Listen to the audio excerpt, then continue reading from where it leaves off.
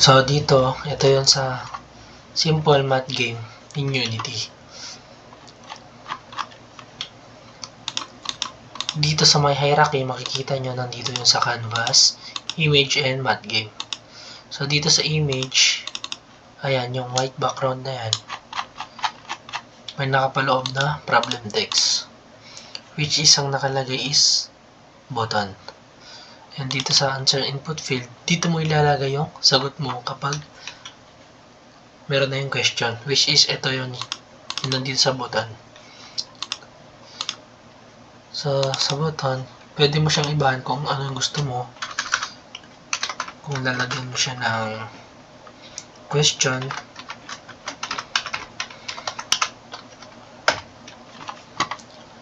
tapos dito sa answer input field, dito mo ilalagay yung text na sasagot mo. Tapos ito yung sa script.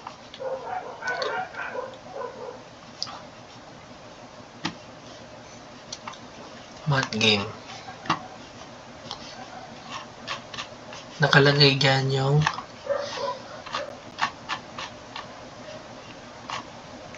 mechanics ng game.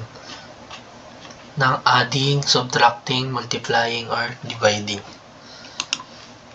Tapos, dito sa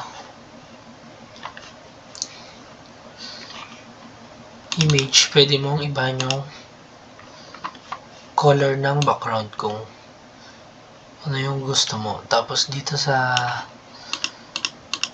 placeholder or button sa questions, dito, yung size na nilagay ko is 14 para hindi siya gaanong malaking tingnan.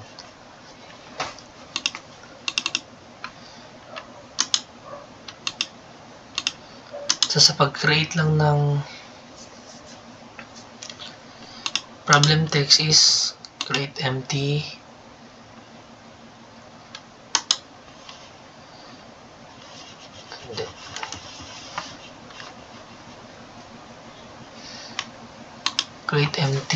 and then i-rename mo lang siya sa kunwari image or text. So ayan, yun lang siya. And then ito yung mechanics ng game. Play natin.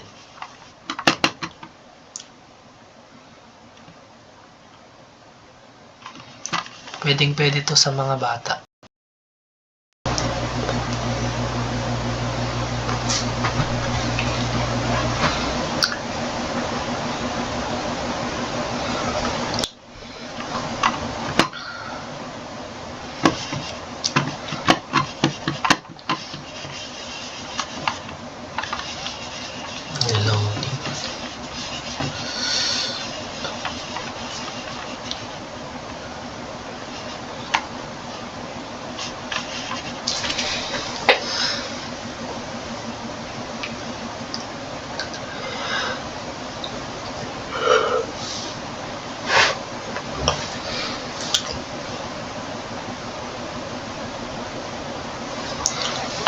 So, ayan.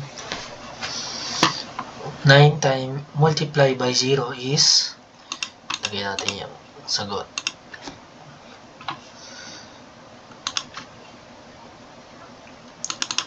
Zero.